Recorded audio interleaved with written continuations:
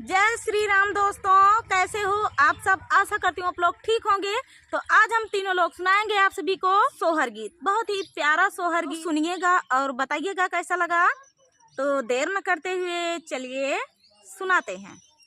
सबवा माँ बैठे राजा दशरथ माना ही माना, सोचाई माना ही माना, सोचाई हो रामा नाही घर कहूला लनवाता कैसे दीना कटिहाई ता कैसे दीना कटिहाई हो रामा नाही घर कहूला लनवाता कैसे दीना कटिहाई ता कैसे दीना कटिहाई हो। अवधपुरी ऐसी नगरी ताऊं चिया टरिया ताऊं चिया टरियाई हो रामाला गई महालया ताए काही बालक बिना काही बालक बिना हो रामाला गई महालया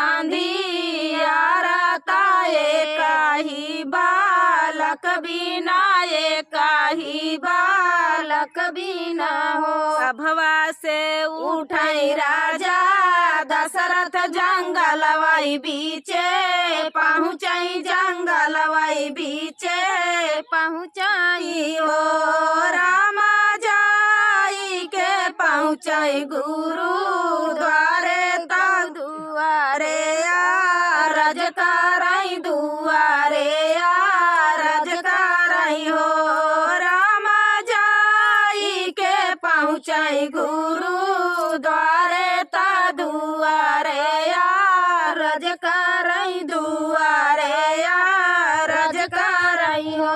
रानिया मैती नाबी आले बाला का नाही देखे बाला का नाही गायन हो गुरुवार सना जाता ना बतावा बाधैया घरे बाजाई बाधैया घरे बाजाई हो गुरुवार से न जाता ना बतावा बाधैया घरे बाजाई बाधैया घरे बाजाई हो। कुटिया से बोलाई गुरु बाबा सुना हो राजा दशरथ सुना हो राजा दशरथ हो राजा तू तवे कया करावा बाला का मुख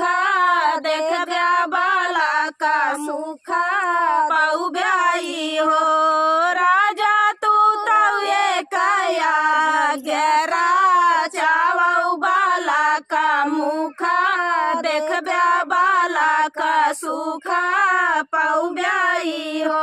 हाथिया घोड़ा संकल बद गुरु दाना करता गुरुआ दाना करता हो राजा भी प्राणे माती के खियावा बाधैया घरे बजिहाई बाधैया घरे बजिहाई हो राजा भी प्राणे माती के खियावा बाधैया घरे बजिहाई बा